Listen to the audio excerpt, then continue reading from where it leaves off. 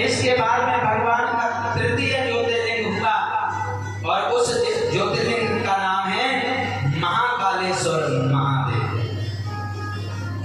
अकाल मृत्यु वो मरे जो काम करे चंडाल का, काल भी उसका क्या बिगाड़े जो भक्त हो महाकाल का।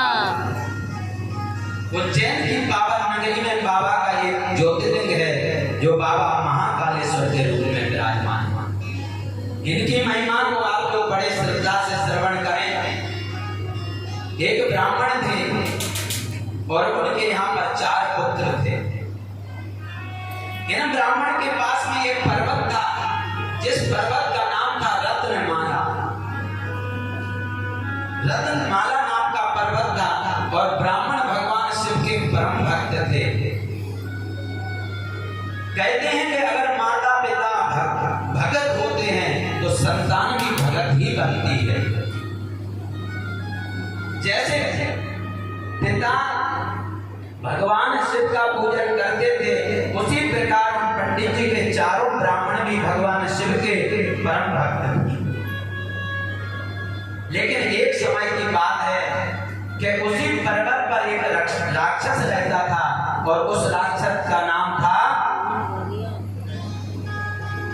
दूषण। दूषण नाम का राक्षस उस पर्वत पर रहता था। प्रेम से बोलो। बहुत पुण्य देने वाली कथा कह रहा हूं, आप लोग बहुत ध्यान से सुनिए, बहुत फल मिलेगा। तो उस दूषण नाम के राक्षस ने अपने और राक्षसों को बुलाया और उसने कहा कि सब लोग मेरे अधीन हैं, सब लोग मेरे बस में हैं, लेकिन उज्जैन में जो ब्राह्मण हैं, पंडित जी हैं, वो मेरे बस में नहीं हैं। इसलिए तुम जाओ उज्जैन की नगरी में उत्पात मचाओ और उन पंडितों को अपने कब्जे में ले लो। उस राक्षस के कुछ राक्षस वहां पर गए और जाकर के उज्जैन की नगरी में उत्पात करने लगे।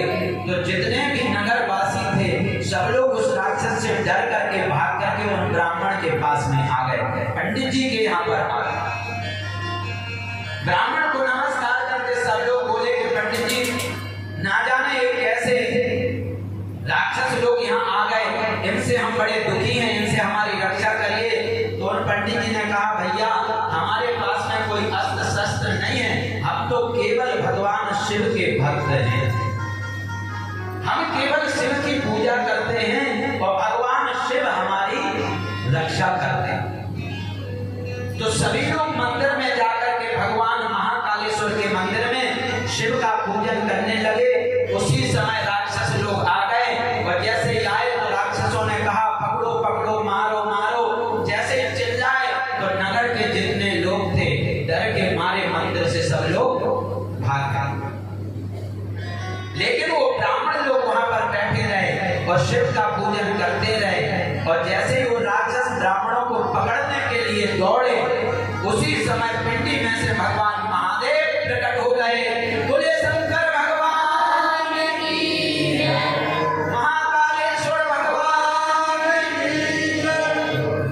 वहीं पर भगवान शिव प्रकट होकर के अपने त्रिशूल से उन असुरों का वध कर दिया और ब्राह्मणों की वहां रक्षा कर दी।